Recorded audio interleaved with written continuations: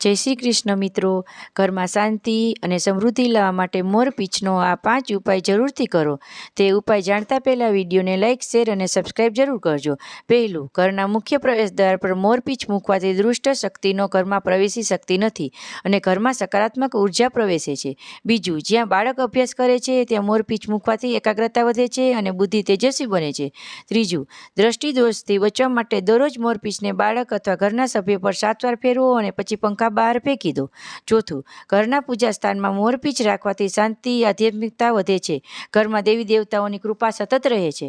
પાંચમું, મોરપીંછ અને શ્રી કૃષ્ણ ભગવાનનું જોડાણ બહુ પાવન છે. ઘરમાં એમનું ચિત્ર અને મોરપીંછ સાથે રાખવાથી પ્રેમ, એકતા અને આનંદની અનુભૂતિ થાય છે.